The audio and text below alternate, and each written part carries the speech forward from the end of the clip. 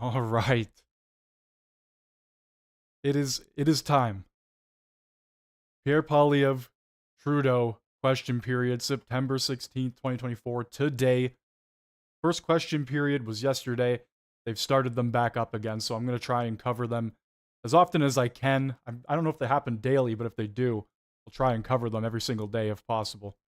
Let's get into it. For the electoral district of Toronto, St. Paul.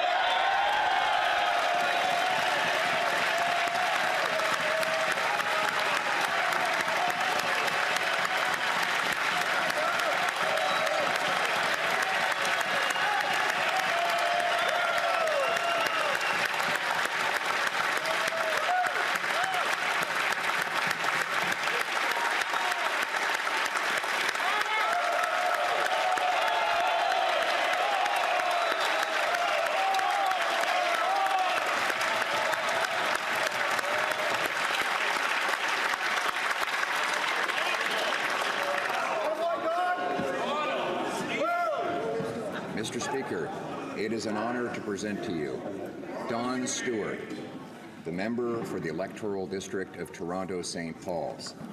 He has taken the oath, signed the roll, and now claims the right to take his seat. Let the honourable member take his seat.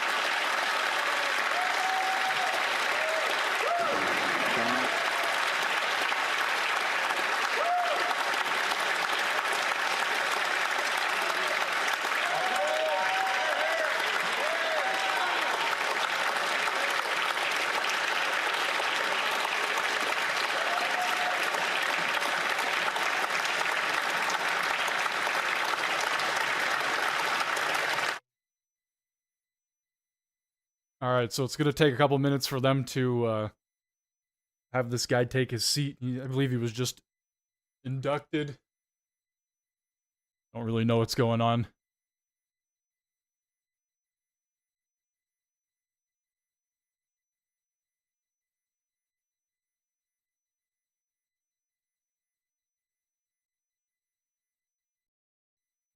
You join us. It's the best place you'll ever be. Good luck. Take care, sir. Call me Greg.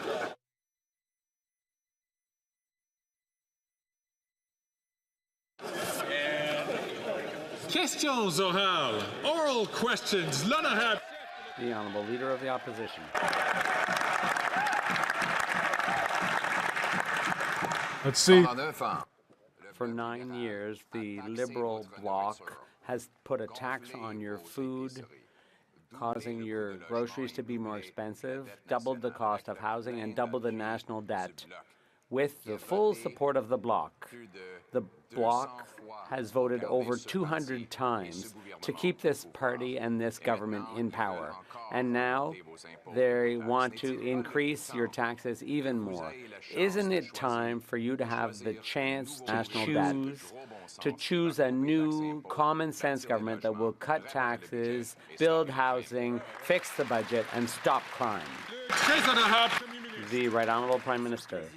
Mr. Speaker, if the opposition leader had spent any time speaking to Canadians this summer, he would realize that Canadians want solutions.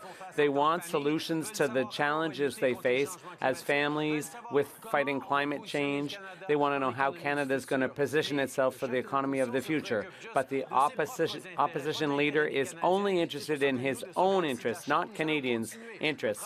Meanwhile, we on the other side of the House fresh here coming from will him. continue to work to deliver the goods to Canadians, to build a stronger economy for all. This guy literally got called out by steel The Honourable workers Leader of the Opposition.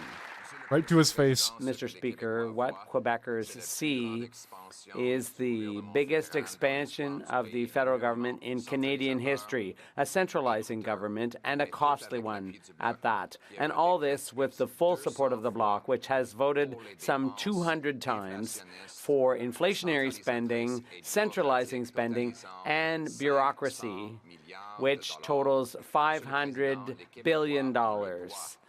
Mr. Speaker, Quebecers have the right to have a common-sense government that will cut taxes, build housing, fix the budget, and stop crime now. The Right Honourable Prime Minister. Crime is at the highest it's ever been.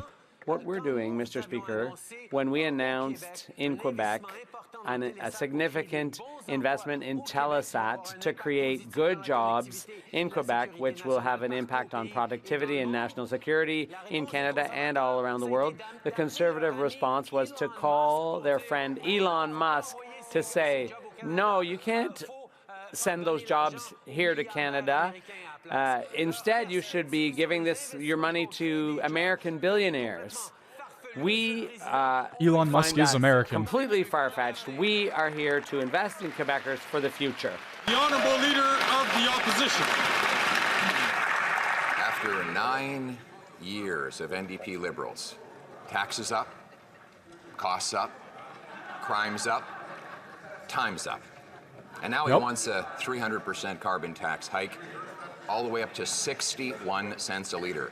Why not let Canadians choose a common-sense Conservative government that will axe the tax, build the homes, fix the budget, and stop the crime now?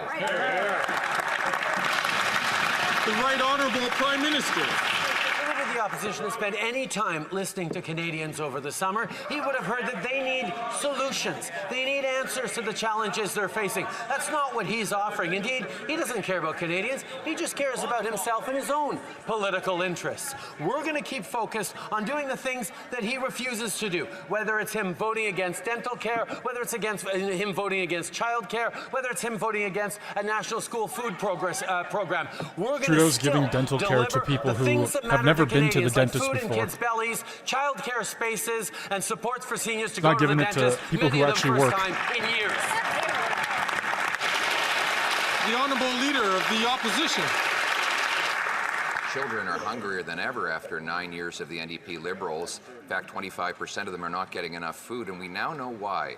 A carbon tax fraud has been perpetrated by this NDP Liberal Prime Minister, who kept secret Environment Canada documents that showed that the carbon tax was blowing a $25 billion hole in our economy. Our economy per capita is smaller today than it was 10 years ago, during which time the American economy has grown by 19%. Instead of a reckless plan to hike the tax to 61 cents a litre, why not allow Canadians to vote to axe the tax? The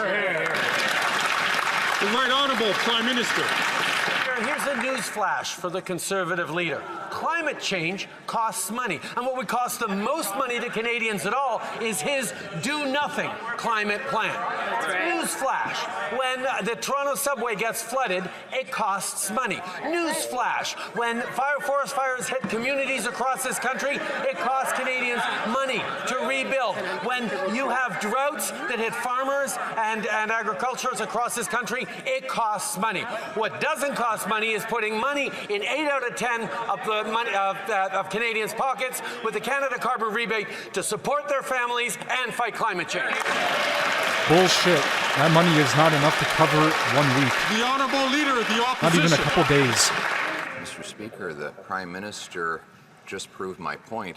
His tax doesn't stop floods, fires, or droughts. All it does is create more poverty. This also from a high-flying, high-taxing, high-carbon hypocrite who flew 92,000 kilometers in a fuel-guzzling, tax-funded private jet while he taxes single moms and seniors for heating their homes. Now, Carbon Tax Carney wants him to put the tax Carbon back tax on home Carney. heating oil. Will he reject Carbon Tax Carney and instead allow Canadians to choose to axe the tax? Just want to remind all members, and to do so early, to be very mindful of their language that they use in referring to other members in this House. Oh, the Right come Honourable on. Prime Minister. Mr. Good Speaker, Lord. the Conservative leader doesn't believe in climate change, and that's why he has a do-nothing plan to fight climate change. It would cost Canadians money and challenge the future we're building for our kids. Our plan, with the Canada carbon rebate, puts more dollars in 8 out of 10 Canadians' pockets right across the country, supports the middle class and people working hard to join it, while delivering the kinds of investments that are going to grow our economy and reduce emissions at the same time. This is a responsible climate plan that fights climate change and supports Canadians. He wants to do nothing. He wants to hurt Canadians.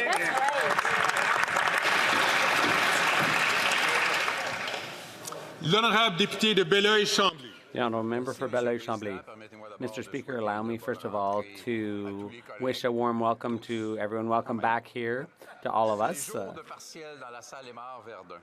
It's a by-election in La Salle et Mar Verdun today, and I'd like the Prime Minister to explain to retired people aged 65 to 74 in that riding why their pension checks are 10% lower than retirees who are 75 and over. This is a horrible form of discrimination, and they're entitled to know why. The Right Honourable Prime Minister. Mr. Speaker, we did recognize that seniors 75 and over have higher costs and often lower savings. So we've increased investments for them. But what I don't really understand, Mr. Speaker, is that the Bloc, which claims to be concerned about people of that age group, those 65 and over, why did they vote against dental care for those tens of thousands of seniors all across Canada who've recently been able to get dental care paid by the federal government, and the Bloc voted against it? They don't care about seniors in the Bloc. Once again, I'd like members to once again, please, I'd like stick members to not language speak that's their much minds more and clearly deliver what parliamentary. I want to hear, please. The honourable member for Belleuil-Chambly. Mr. Good Speaker, Lord, man. Is this going to happen it's easy every to time? get the Prime Minister confused. I'm talking about a jurisdiction that is exclusive to Quebec, that the federal government has encroached upon. He also said that Anglophones in Quebec couldn't get health care services in English the same as Francophones. That's false. So I would ask him explicitly to recognize that he misled Montreal, Quebec, and La Salle et Mar Verdun's Anglophones when he said that Anglophones don't get the same health care services as Francophones. The Right Honourable Prime Minister. He claims to speak for the government of Quebec, but the government of Quebec itself admitted that they were going to issue an order to clarify and explain that they were not going after Anglophones. We're still waiting for that explanation, but if the government of Quebec can recognize that, then I think the Bloc should be able to acknowledge it too.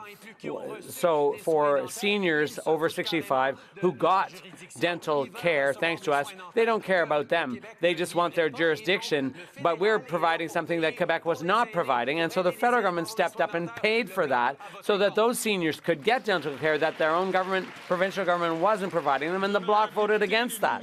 The honourable member for New Westminster, Burnaby.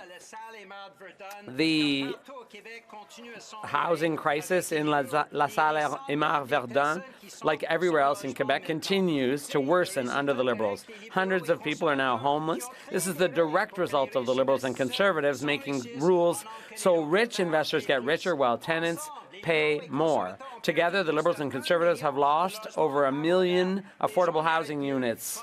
People deserve better. When will the Prime Minister stop working for real estate giants and start protecting tenants at last? We need a new translator. Switch them out. The Right Honourable Prime Minister.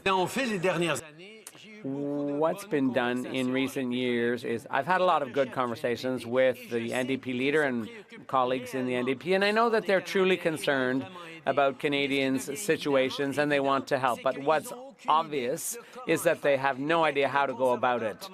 And as soon as the Conservatives attack them a little bit, they hide and run. Yes, it's difficult to deliver progressive things in this country, but we as a government are doing just that. And with or without the NDP, we will continue to deliver for people all across the country. We will provide housing, services, and more. The honourable member from New Westminster, Burnaby. No excuses. No one in Canada should be homeless, period. Full stop. And no one in Canada should pay out of pocket to get the health care they need. The Liberals are letting people be charged membership fees or bundled payments to gain access to primary care covered by universal health care. And Conservatives want people to pay for health care in Elmwood, Transcona, and right across this country. Liberals let you down on health care, you pay. Conservative cut health care, you pay. When will Liberals start making people pay for health care that should be free? Oh my The God. Right Honourable Prime Everything Minister. should be free according to the Speaker, as NDP. everyone in here knows, over the past couple of years, I've had lots of great conversations with the NDP, and I know they actually do care about Canadians and about delivering for them. Unfortunately, they have no idea how to do it, and as soon as hard things got hard, they turned tail and ran, Mr. Speaker. Wanted to avoid the criticisms of the mean old Conservatives and tried to save themselves. Well, the reality, Mr. Speaker, is we know that hard things are hard. We're going to continue to deliver progressive solutions for Canadians because we're going to step up and fight for Canadians and not hide from the Conservatives. Trudeau says hard things are hard. The I'm sure he Honourable knows all Member about from that. Thornhill. The Prime Minister gave the Finance Minister a real vote of confidence last week as he outsourced the job that she was supposed to have been doing for 4 years and gave it to a man who's not even in the Liberal caucus. First, the Prime Minister tried to fire her in the newspaper, and now she's being shoved aside for carbon tax Carney, a man focused on his own profits and his own corporate interests, who was brought in to serve as the de facto Finance Minister. She's lost her job responsibilities. She's lost her credibility. How long will the Phantom Finance Minister endure this humiliation? Out of the gate. Out of the gate. Just The annihilate Honourable him. Deputy Prime Minister and Minister of Finance. Mr. Speaker, Oh, I boy. am not going anywhere. Her fucking voice, man. Mr. Speaker.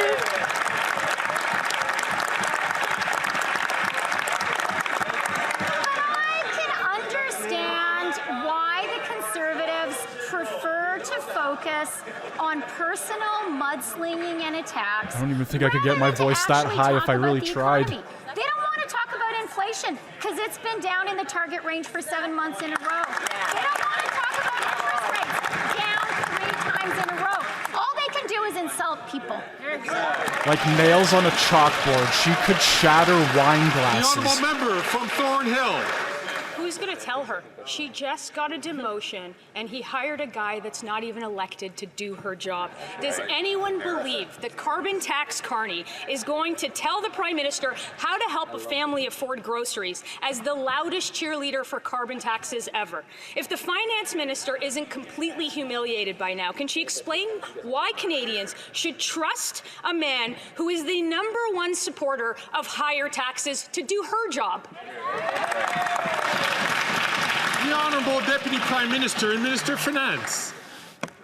Mr. Speaker, we are seeing more clearly than ever that the only thing the Conservatives know how to do is to level personal attacks and personal denigration.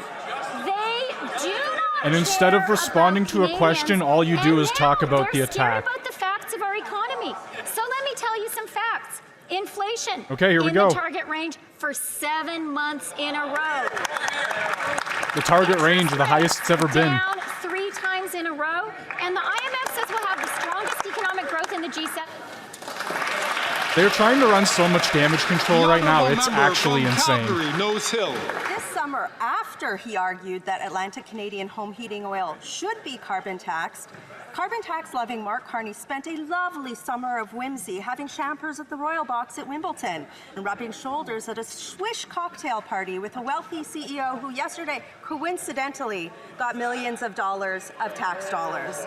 This is not someone who's in touch with the struggle of average Canadians, but neither is the Prime Minister. Did he push aside his now phantom female cabinet minister because carbon tax-loving Mark Carney could get him into fancier parties than she can? Jeez. The Honourable Leader of the Government in the House. Thank you, Mr. Speaker. Look, I first want to begin by saying it's great to be back in this place. Yeah, you gotta sidestep that I roast. really did miss most people on this side. I can't say that I missed all of you that much, but I did miss you a little bit. But what I do want to say is that it's just typical from the Conservatives that when they have an eminent Canadian, someone who has given so much to this country, who doesn't agree with their economic vision or their vision at all in Canada, they attack them. Mr. Speaker, we need to be better than this. We need to support Canadians and be grateful when they put forward for public service. Thank you, Mr. Speaker. The honourable member from Calgary, Nose Hill. They're not even letting her answer the question anymore. At a time when so many people are struggling to make ends meet and pleading for someone to fix the budget, I'm struggling to find a reason why the Prime Minister would put an out-of-touch elitist, active archpriest of carbon price profiteering who has massive conflicts of interest in charge of the federal budget while shunting aside his female cabinet minister. What a feminist. Why does the now Phantom Finance Minister have to get approval for Canada's fall economic statement from carbon tax, conflict of interest, Mark Carney? The Honourable Deputy Prime Minister and Minister of Finance. Mr. Speaker, I'm actually really glad to welcome back to the QP roster the member for Calgary Nose Hill. Why does she keep talking? They need to stop letting her speak. Mr. Speaker, I'm not going anywhere, but I am Yeah, you said this before. to see the Conservatives continue cartoonish personal attacks. And that is because Again with the they're personal afraid attacks. to reveal to Canadians their plan for austerity and cuts, because they know that's not what Canadians want. The honourable member from Peterborough, Kawartha. Mr. Speaker, we have two sources saying the view of some senior officials within the PMO, including Chief of Staff Katie Telford, that the Phantom Finance Minister has been ineffective in selling the government's economic policies. So, it's curious because we have a fake feminist Prime Minister who says he's all for women. Taxes are up, costs are up, the economy's in the toilet, and this carbon tax, Mark Carney, is now going to quadruple the carbon tax on all home heating across Canada. So why is this Phantom Finance Minister okay with being publicly humiliated by this fake feminist Prime Minister? Calling them out on their own shit. Calling them out. The Honourable Deputy Prime Minister and Minister of Finance.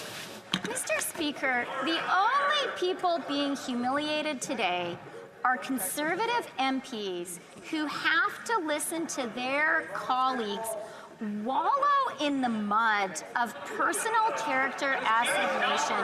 But what we are focused on is representing and working for Canadians. That's why, Mr. Speaker, the real news today is 30-year mortgage amortizations for all first-time home buyers. That's the real news, Mr. Speaker.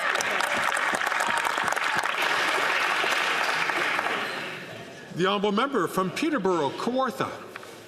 Mr. Speaker, it is not Conservatives saying that. It's the Prime Minister's Chief of Staff, Katie Telford, for the record. And so I guess the question is before this Phantom Finance Minister. She simply has two choices. Is she going to join the graveyard of liberal female ministers under this fake feminist Prime Minister? Or, like Jody Wilson-Raybould, Jane Philpott, or will she continue to be publicly humiliated?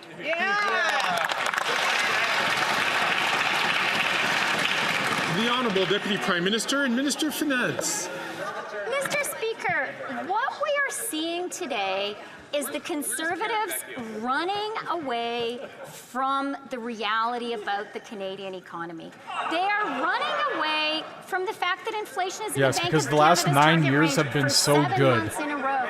They are running away Because the last from 9 interest years rates for the down economy 3 have been times in a row, great. the first time in the G7. God, and she's wages actually outpacing insane. inflation for 18 months. The only thing the Conservatives know how to do is traffic in cheap insults. Canadians Once are a again, lot with better these than attacks, that. all they talk about are the personal attacks from the Conservatives. Actually talk about policy. The honourable member for Shefford.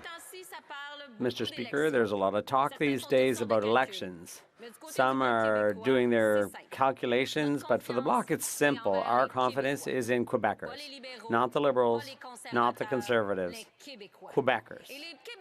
And Quebecers are telling us they're concerned about the cost of living and seniors' standard of living. That's why our priority is to increase old age security for people aged 65 to 74.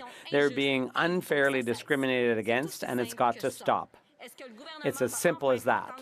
Will the government listen to this simple request from Quebecers? The Honourable Minister. Mr. Speaker, The next time the Bloc supports seniors will be the first time in the history of this Parliament. Let's look at the facts. When we restored the retirement age to 65, what did the Bloc do? They voted against. When we increased the GIS, helping millions, thousands of seniors in Quebec, the Bloc voted against that too. And when we provided dental care to seniors, the Bloc voted against that too. They're doing nothing for seniors. The honourable member for Shefford. The Bloc's request is simple. Our bill, C-319, would increase the OAS for 65 to 74-year-olds by 10%. It's so simple and so sensible that in committee, all parties supported our bill. All that's missing is the government's support. So since all parties agreed to increase OAS for 65 to 75-year-olds by 10%, will the government do the only right thing and give C-319 a royal recommendation? The Honourable Minister of Labour. Mr. Speaker, I'd like to welcome the Bloc with their support for seniors, because this is exactly what this government is all about. Look at what we've done, whether it was the grocery rebate, whether it was increasing the GIS, whether it was the many things we've done, including dental care this year, which is being delivered all across Quebec, including my colleague opposite's riding, which she voted against. Mr. Speaker, we are there for seniors. The honourable member for Shefford. I toured all over Quebec this summer to talk about C-319. Everyone gets that it's unfair for seniors under 75 to get 10% less than the rest. Everyone gets that, unlike the Liberals, a grocery bill doesn't discriminate based on age. That's why this is the Bloc's top priority. Quebecers understand the problem. They understand our approach. Will the Liberals finally get it too and give C-319 a royal recommendation? The Honourable Minister of Labour. Mr. Speaker, what the Bloc doesn't seem to get is that actions count and votes here in the House count. Voting against dental care for seniors, voting against bringing the retirement age back down to 65, that's what Quebecers have seen from the Bloc. The Government of Canada will always be there to Quebec has been known for not wanting to be a part of Canada for years and years and years now. They claim they want to do all these things. They claim they're for Canadians or whatever, but they're really just all for themselves. This is our first day back, but I'd like everyone and it's honestly kind of funny whenever they speak. Most people just ignore them. The honourable member for Chalabour-Saint-Charles. Mr. Speaker, the Bloc voted for the largest expansion of the federal government ever. More spending than ever. More public servants than ever. More scandals than ever. With Quebecers' money. How did the Prime Minister convince the Bloc to support the most expensive and centralizing government in Canadian history? The Honourable Deputy Prime Minister and Minister of Finance. Mr. Speaker, our government is proudly progressive. Our government is proud of our action on the climate. We're proud of our support for child care, and our government is very proud of our support for families. And Mr. Speaker, we know that those progressive values are the same values that Quebecers hold dear. And that is why we are supporting Quebec. We're supporting them when it comes to the climate, to childcare, and we're proud to be doing it here too. The honourable member for Charlebourg, Haute-Saint-Charles. The Bloc claims to defend Quebecers' interests. Is it in Quebecers' interest to support the most expensive government in Canadian history? Is it in Quebecers' interest to raise their taxes, to strengthen the federal government, which is constantly encroaching on Quebec's jurisdiction? It's clear the Bloc is only defending the Prime Minister's interests. What did the Prime Minister offer the Bloc leader to get him to agree to support this centralizing government? The Honourable Minister of Fisheries and Oceans. Mr. Speaker, look at the Conservatives. They have no shame in claiming that they want to march towards prosperity when all they can do is take the path of austerity. Canadians know that all the Conservatives can do is chop, chop, chop, Mr. Speaker.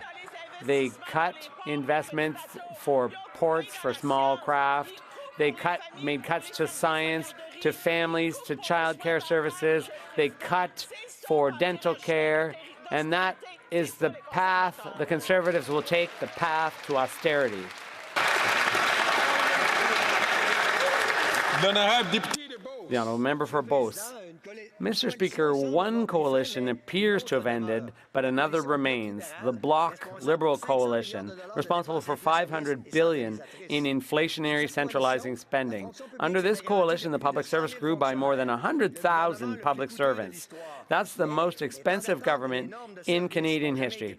But wait times and service standards have never been worse. My constituents and staff in Beauce have to wait hours to get answers. What did the Prime Minister promise the Bloc leader to keep him in power? The most expensive and centralizing government in Canadian history. The Honourable Minister of Canadian Heritage. Thank you, Mr. Speaker. This summer I had the opportunity to speak to many of my colleagues in the Liberal caucus who met in my riding, and we talked about the cuts the Conservatives made when they were in power. So I took them to the experimental farm because they don't believe in science, so they made cuts to agricultural research. I took them to show a cultural centre that we built because all they did was make cuts to culture. Quebecers remember that when the Conservatives were in office, all they could do is make cuts. Thank you, Mr. Speaker. The honourable member from Nanaimo, Ladysmith. Mr. Speaker, because of Liberal inaction, people in Nanaimo Ladysmith are forced to cut back on groceries to keep up with rising prices. Meanwhile, the Conservatives continue to pad their pockets with donations from the same CEOs who are gouging Canadians. Over the summer, people shared with me that they are exhausted and just aren't able to make ends meet. Why are the Liberals taking a page out of the Conservative playbook by putting corporate greed ahead of everyday people? Shameful!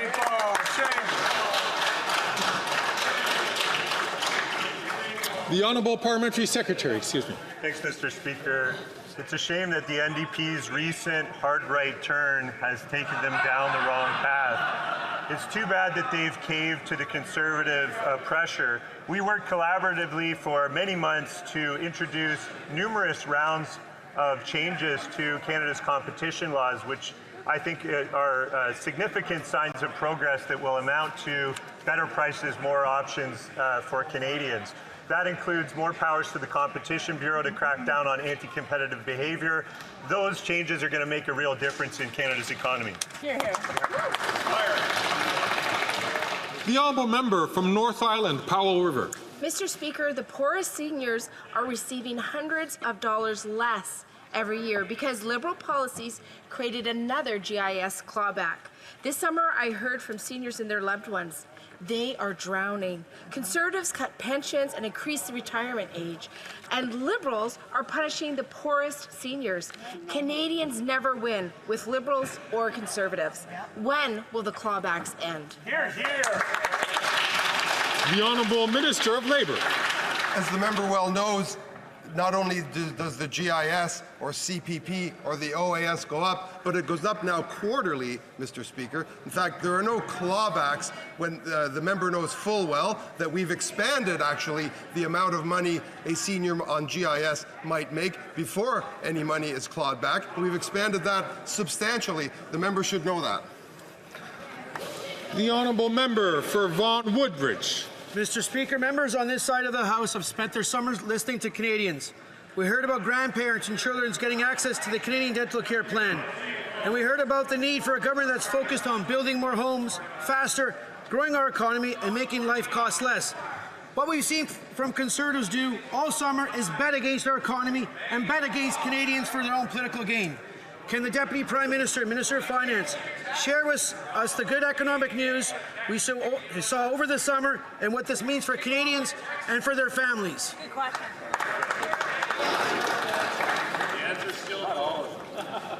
The Honourable Deputy Prime Minister and Minister of Finance. Mr. Speaker, I would like to thank my colleague for his excellent question and for his very hard work.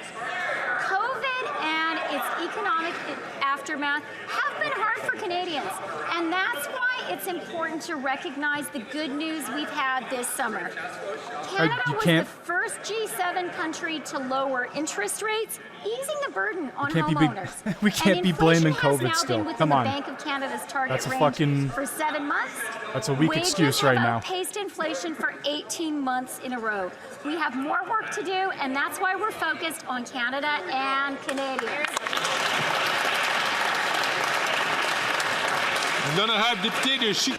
The Honourable Member for Chicoutimi-Le-Fjord. Mr. Speaker, I've been to Sacré-Cœur several times to meet the Boisacco Forestry Company. The employees are feeling very worried, and rightly so, because they're in danger of losing their jobs.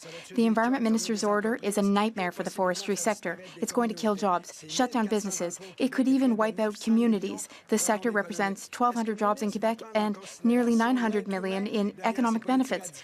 Will the minister stop and think about the human beings behind his radical policies, and will he guarantee that he will not impose his order? The Honourable Environment Minister. Thank you, Mr. Speaker.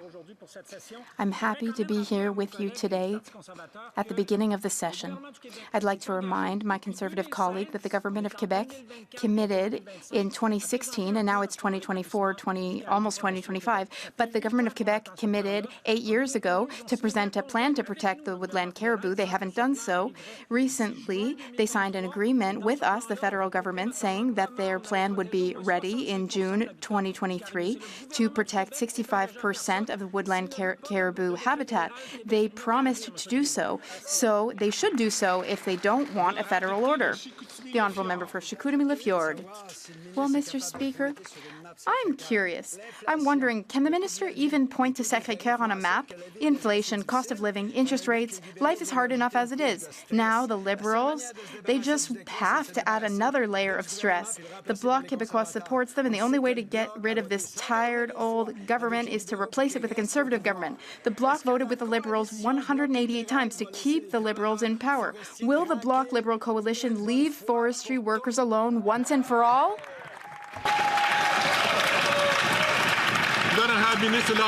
The Honourable Environment and Climate Change Minister. Mr. Speaker, if only you knew how many times this summer I met with Quebecers.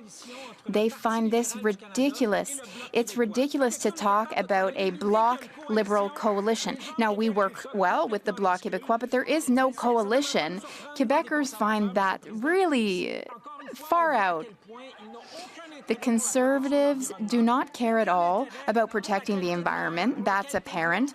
They don't care about water quality, the quality of our environment, about the future we're leaving our children. We, though, are here for people, for communities, and for the environment, Mr. Speaker. Calgary, Forest Lawn. After 9 years of this Liberal NDP government, taxes up, costs up, crimes up, time's up. When the Prime Minister promised to quadruple the carbon tax scam, the leader of the NDP said, yes, sir, anything for his $2.2 million pension. And now, the Canadian Truckers Alliance released a damning report. The carbon tax scam adds more than $4 billion costs to farmers, families, and food. Why don't they just call a carbon tax election now and let Canadians decide whether to quadruple or axe the tax for good? We got to get that election. The Honourable Minister of Environment and Climate Change. It's probably not going to happen, but... Mr. Speaker, we had a carbon tax election in 2021, and the Conservative Party had a platform where they said they would put in place carbon pricing in this country. Maybe he just has to go and look back at their own platform, Mr. Speaker. Again, the this morning, the Parliamentary Budget Officer was in committee saying that 8 out of 10 Canadian families where carbon pricing applies get more money than what they pay in pricing, Mr. That is Speaker. not true. Unfortunately, That is the so Conservative far Party from of true. Canada continues to spew lies and disinformation on this issue. I firsthand get these carbon tax payments, and they are not a The lot. honourable member from They are Calgary, very Forest Lawn. small. The PBO proved that that orange jumpsuit, handcuff-wearing minister is lying when he said that more Canadians pay into this.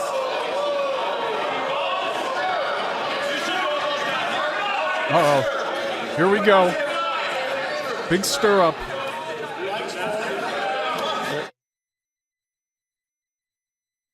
They had to mute audio. It's gotten so out of hand.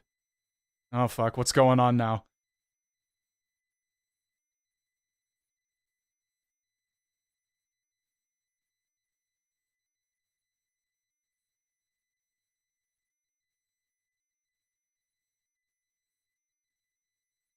Well, I just want to thank everybody for coming out and watching if you are here right now. The first day back for members, we've all spent this time with our ridings. I'm going to ask the honourable member if he could rephrase his question because he knows that you can't.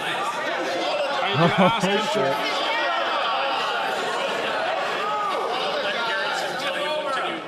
I am going to ask the honourable member to rephrase his question, to not use language which is normally considered unparliamentary. The honourable member. Man, we need a new Speaker of the House. This guy just, he doesn't have balls. What this orange jumpsuit wearing, handcuff loving minister doesn't understand is that the PBO proved Canadians pay more into this scam than what they get back. And it's done nothing to stop a single forest fire or flood. It's a scam and nothing else. And the leader of the NDP continues to prop this carbon tax scam up so he can get his $2.2 million pension. That's why he voted in favor of it 24 times. Call a carbon tax election now so Canadians can axe the tax and kick this carbon tax costly coalition to the curb.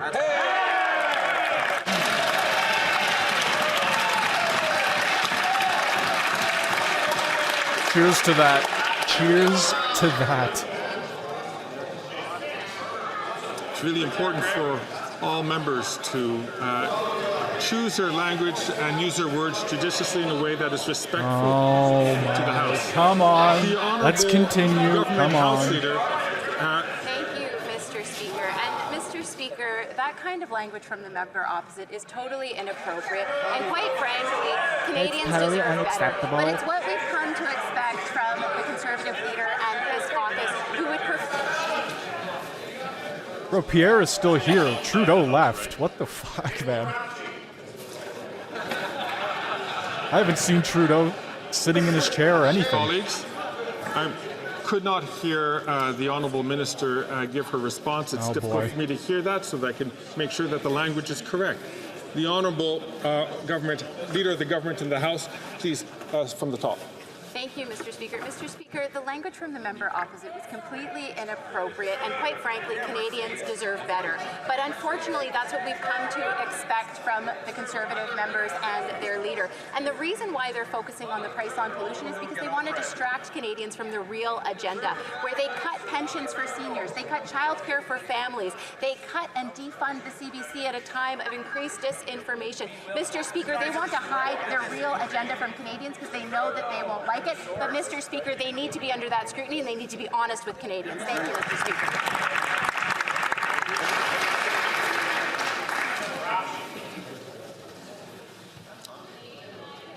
Again, I'm going to ask members on all sides to please make sure that they only address the House when they have recognized by the Speaker to hold the floor. The Honourable Member for Montcalm.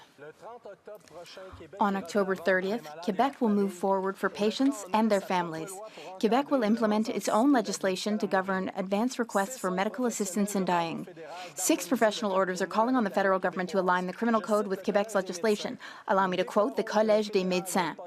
We deplore the fact that the federal government has not agreed to amend the criminal code to authorize this approach, which is well regulated and on which a broad consensus exists in Quebec. Will the Justice Minister finally listen to patients, doctors, and science and amend the criminal code? The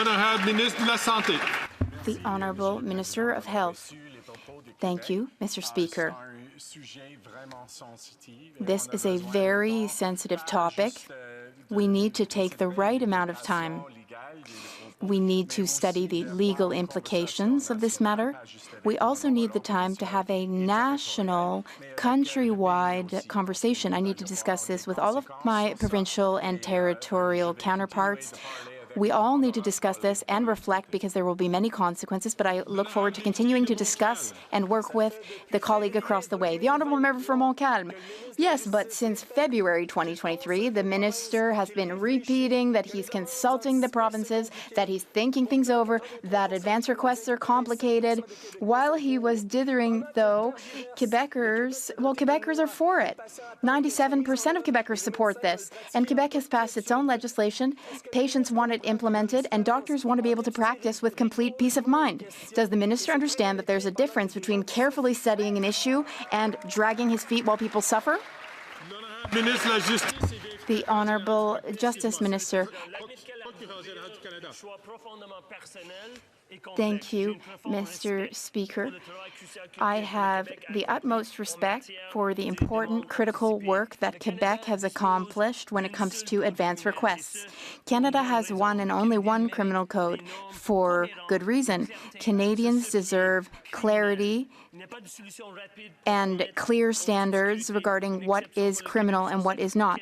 So we are not yet ready to implement an exception for Quebec on this matter, but we will continue to be transparent and we will continue to work in collaboration with Quebec in determining the next steps. Thank you. Member from Toronto, St. Paul's.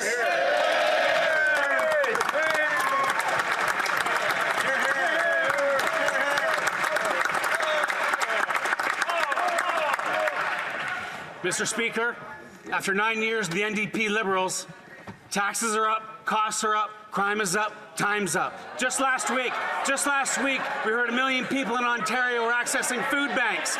Meanwhile, the NDP leader supports the Prime Minister, keeps him in power, and supports his crushing carbon tax increases. I just finished a successful by-election campaign. Why will the NDP Liberals not let Canadians decide about the carbon tax and call a carbon tax election now? First appearance, making a stand, almost got choked up, but recovered. To be fair, they were heckling. That was a big moment for him, though. All right. The Honourable Leader of the Government in the House of Commons. Thank you, Mr. Speaker. Mr. Speaker, I'd like to welcome my new colleague to this place.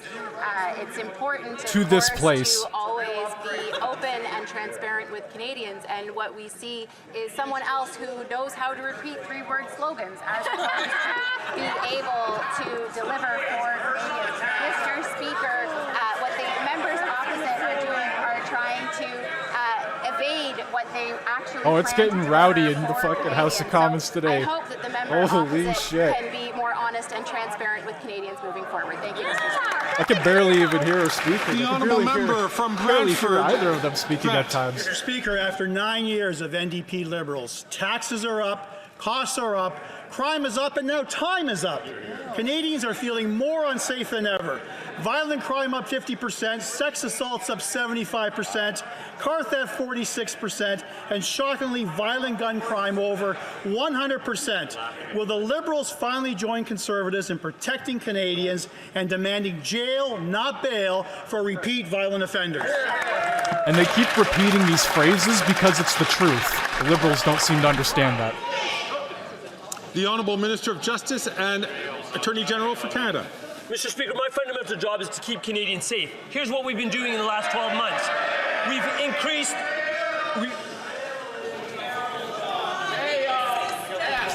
Terrible job. I just heard someone yell. Colleagues, I would appreciate being able to hear the Honourable Member's response. The Honourable Minister of Justice and Attorney General for Canada, from the top, please. Mr. Speaker, my fundamental job is to keep Canadians safe. Here's what I've been doing the last 12 months. I proposed new offences for money laundering. The Conservatives voted against. I've increased the penalties for violent carjackings. The Conservatives voted against. I and my colleague, the Minister of Public Safety, have put $160 million to aid the CBSA and law enforcement in detecting and stopping car thefts. Car thefts are down 17% over the last 6 months compared to last year. There's still more work to do. We're going to continue to do that work. While the Conservatives shout slogans, we are going to keep Canadians safe.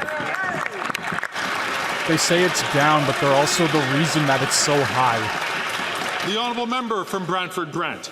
Simple fact is criminals have nothing to fear under the NDP Liberal legislation.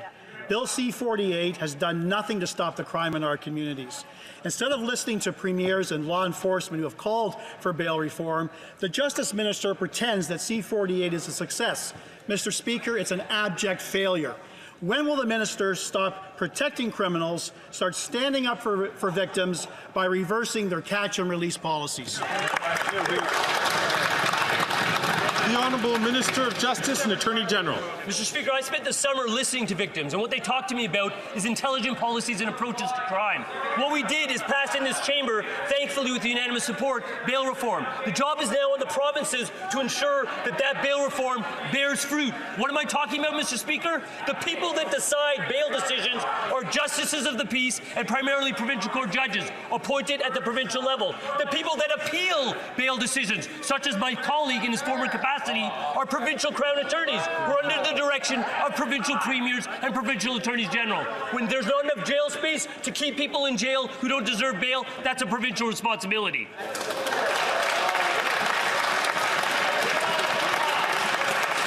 The honourable member from Halifax West. Thank you very much, Mr. Speaker. On this day, 50 years ago, 32 women across Canada took the oath to become RCMP's first female officers. Wow. They became known as Troop 17. Today, we celebrate them and all women who have taken the oath since, who selflessly serve in the RCMP to keep Canadians safe. Can the Minister of Public Safety update this House on the efforts made to encourage more women to follow in their footsteps and join the RCMP? Amazing. Okay, that's fine and dandy and all, but what does that have to do with the current Mr. Speaker, discussion 50 that was years ago, 32 brave women took the oath to become the first female RCMP officers. Okay, it's a big Despite switch up, I facing guess. Challenges and discrimination throughout their careers, the women of Troop 17 persevered and have inspired thousands of women to proudly serve in the RCMP. Today, more than 1/5 of the RCMP regular members are women, and the RCMP continues its effort to recruit even more women to join the force. I know all colleagues will join me in celebrating the women of Troop 17 and all those who proudly serve in the RCMP today. Well done. Just out of left field, we're talking about the RCMP now. All right. The honourable member from Coast of Bay Central, Notre Dame. Mr. Speaker, after 9 years of the NDP Liberals, taxes up, costs up, crimes up, time's up. And now foreign access to Northern Cod is up. With the backing of the 6 Liberal Newfoundland and Labrador MPs, this government broke the promise to allocate the first 115,000 tonnes of Northern Cod to the inshore harvesters, and they caved to NAFO pressure to allow foreign countries back in with 5% of the Northern Cod quota. So this minister, Mr. Speaker, does she work for foreign nations or does she work for Canadians?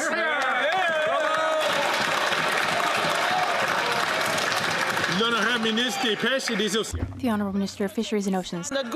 Thank you, Mr. Speaker. Our government is aware of the cultural, economic, and historic importance of cod for the people of Newfoundland and Labrador. That's why, after 30 years of closure, I announced new modern fishing, which will lead to significant windfall for Newfoundland and Labrador, all while leading to well-paying jobs. Our government is committed towards sustainable, prosperous fishing that will support the generations of today and tomorrow, Mr. Speaker. The honourable member from New Brunswick Southwest. Mr. Speaker, after 9 years of NDP Liberals, taxes up, costs up, crimes up, and time's up, for this atrocious Liberal Fisheries Minister. She has failed to protect one of Atlantic Canada's most important industry, the lobster fishery. In my riding, there are no DFO enforcement officers along the Canada-U.S. border. Poachers from Maine are illegally fishing lobsters in our waters. They are stealing Canada's natural resources. 60 New Brunswick fishing boats held a peaceful protest Saturday, calling on the minister to enforce the law and protect Canadian sovereignty. Will she do her job, or will the Prime Minister fire her?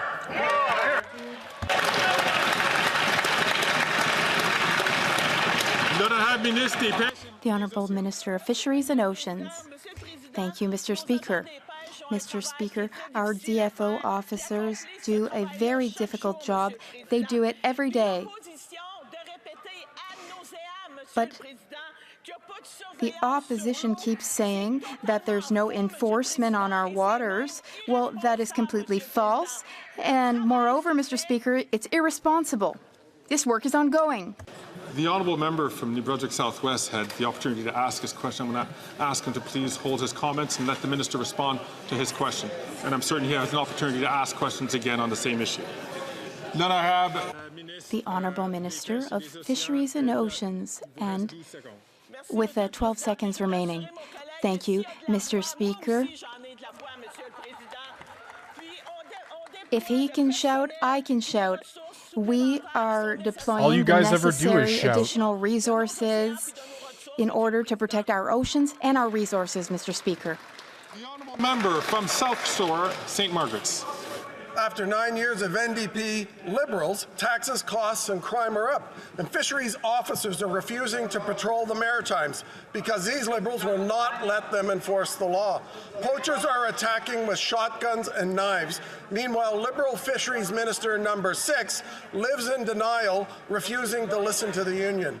20,000 pounds of lobster a day are poached through the Saulnier-Ville Wharf alone. Americans are fishing in Canadian waters. Will the Prime Minister listen to fishermen for a change, call an election so Conservatives can fix the fishery? Hear, hear.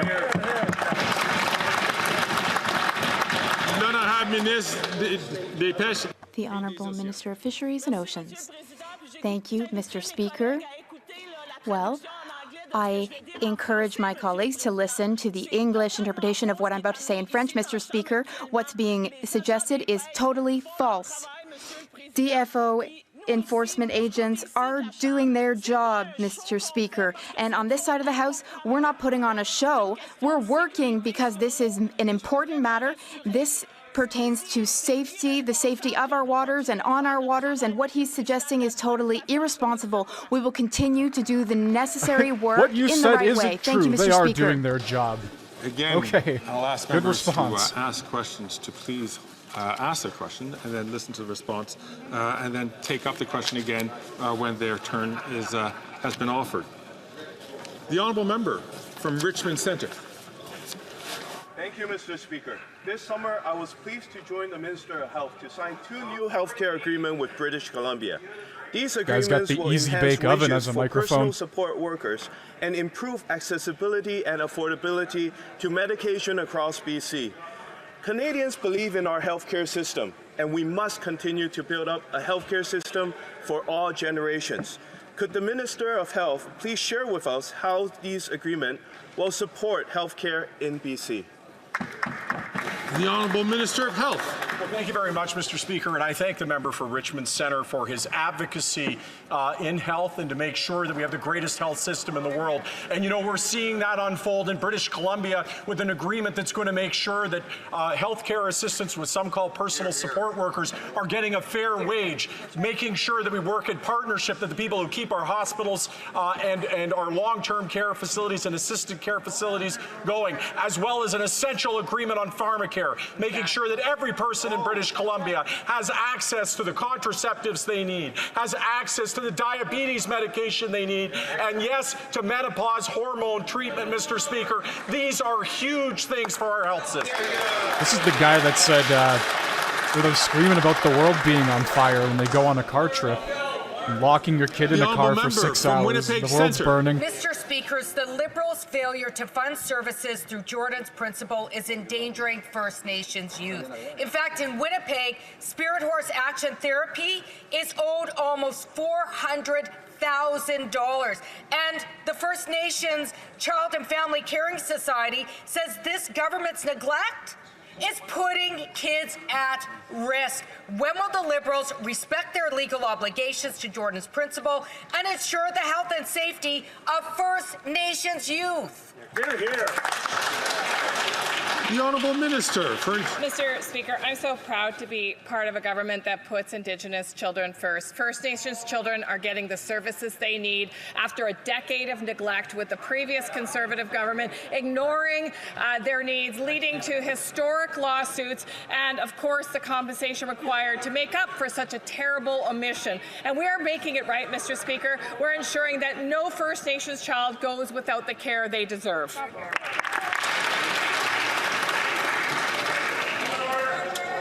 It's question period. The honourable member from It is Saanich, question Gulf period, Islands. indeed. Thank you. I have a question for the Environment Minister.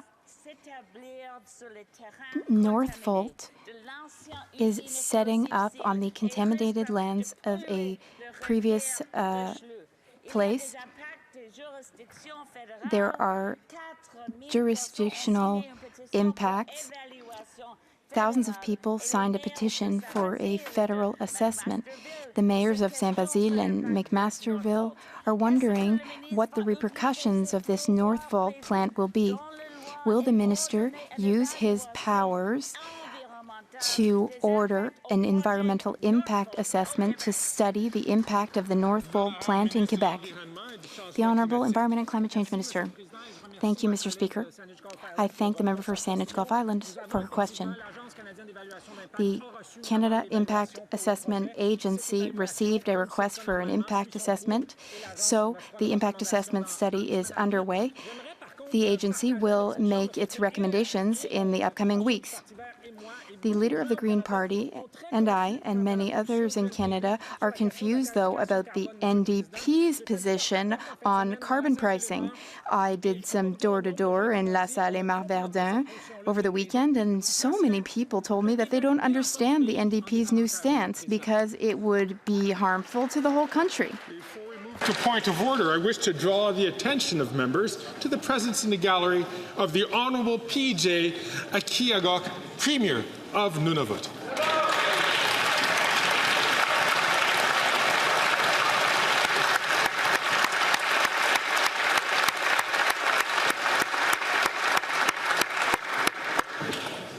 I see the Honourable Member from... Alrighty, I guess that will do it for question period today. Thank you, everybody, for stopping by. I believe it is happening every day this week and next week, so I will be covering it. If you are interested, hit that sub button, hit that like button, and I will see you for the next live question period. Thank you for stopping by.